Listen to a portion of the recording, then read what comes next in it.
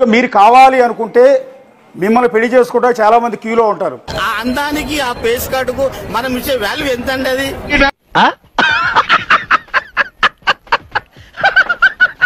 అలాంటిది ఒక జీవిత ఖైదు పడిన వ్యక్తిని అనేక వ్యాధులు ఉన్నాయని మీరే చెప్తున్నారు. అంత మాట్లాడిస్తుంది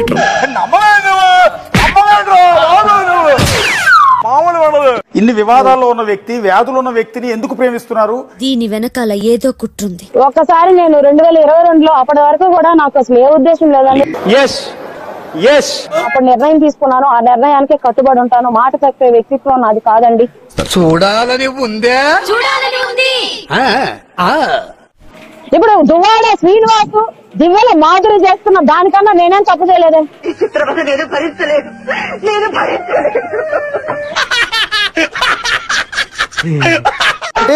అంటే మీరు సొసైటీ గురించి మీకు తెలిసిందేనండి. చేస్తుంది కదండి. ఆలింగనం అంటున్నారు కదా మీరు, అది అలా వాళ్ళు చిత్రీకరిస్తున్నారండి. దానిలో ఏముందండి తప్పు? నేను చేసుకోబోయే భర్త, ఏ భర్త ఏ భార్యతో కాపురాలు చేయకుండా ఉన్నారండి ఈ రోజుల్లో? ఆవిడ కరెక్ట్ గానే చెప్పిందిరా. చాలా సేపు సస్పెన్స్ తర్వాత నాకు కూడా అర్థమైంది. నా మనిషి జీవితాన్ని నా జీవితంలోకి తెచ్చుకొని మేము హ్యాపీగా నెల్లూరు వదిలిపెట్టేసి, ఎంత పిరికి సన్నాసులు సీమలు అలాగరా పుట్టారు. మేము ఎక్కడన్నా బతకాలి, జీవించాలని మంచి ఉద్దేశంతో ఉన్నాను నేను. అసలే సుఖ సంసారం లేనోండి, సుఖంగా బతకనివ్వండిరా. అందరిని కూడా రిక్వెస్ట్ చేస్తున్నాను, మీడియాను గానీ, పోలీసు వాళ్ళని గానీ, గవర్నమెంట్ ని గానీ, నా ప్రేమను బతికించండి. సిగ్గులేదేమిట్రా నీకు? ప్రేమ కావాల్సి వచ్చిందా? ప్రేమ ఇంతకు మించి నేనేం చెప్పలేనండి. లేనిపోని అన్ని ఎవరెవరి మాటలో ఎవరెవరి ప్రలోభాలతో లొంగిపోయి లేనిపోని అన్ని మీరు స్క్రోలింగ్ లేసి అంటే పబ్లిక్ అయిపోయారంటారా మీరు? బతికించేశారా? లోపల ఉన్నటువంటి అతన్ని నన్ను బయట హత్యకు గురి చేసే విధంగా అయితే చేయబాకండి. ఆల్రెడీ వాట్ ఏ డైలాగ్ ఏం చెప్పావు? నాకు ఎటువంటి అభ్యంతరం లేదు సార్. నేను చేసుకోబోయే వ్యక్తి, నేను చచ్చిపోయేదాకా శ్రీకాంత్ కోసమే ఉంటాను.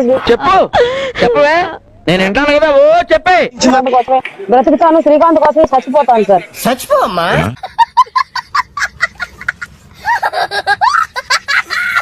అతని కోసం నేను ఇంకా నాకు ఆప్షన్ లేదు. నేను బతికితే అతని దగ్గరే బతకాలి, అతని దగ్గరే ఇచ్చేయాలి.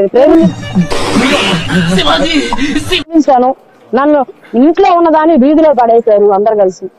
మొన్నే నాకు నీ మీద మర్యాద వచ్చింది, నువ్వు మళ్ళీ ఎడ్డి దానిలా మాట్లాడు. లేదని తెలియదు, తెలుసుకుంటారు.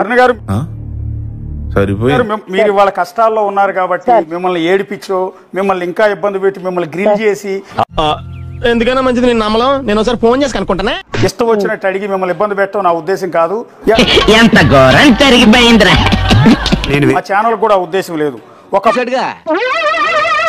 ఏంటి బాబా అన్న ఇంకోసారి ఒక మహిళగా మీ ఆవేదన ప్రపంచానికి తెలియాలి. అమ్మాయి అంటారా దీన్ని? ఎవరన్నా కిషోర్ అమ్మాయి అంటారా దీన్ని? వన్ సైడెడ్ గా ఒక మహిళని ఇష్టం వచ్చినట్టు దూషిస్తూ ఉన్నారు. అది కరెక్ట్ కాదనే ఉద్దేశంతో మీతో ఇంతసేపు మాట్లాడిస్తున్నాం.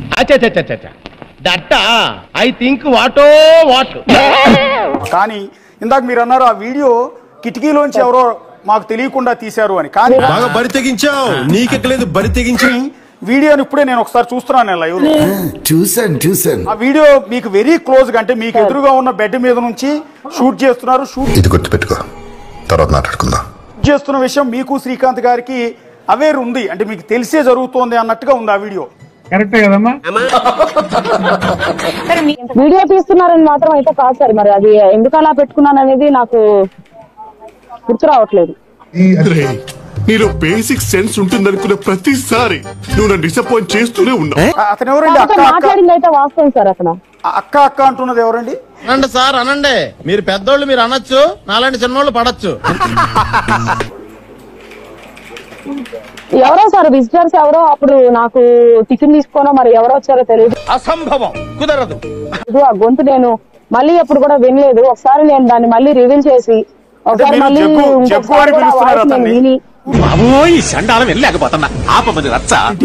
నేను మీరు జగ్గు అని పిలుస్తున్నారు, రెండోది షుగర్ టాబ్లెట్ వేసుకున్నావా అని కూడా అంటున్నారు. అంటే ఏమరా బాబులు మస్తు కామెడీ చేస్తుండే. అవును సార్, నమ్మంటారా?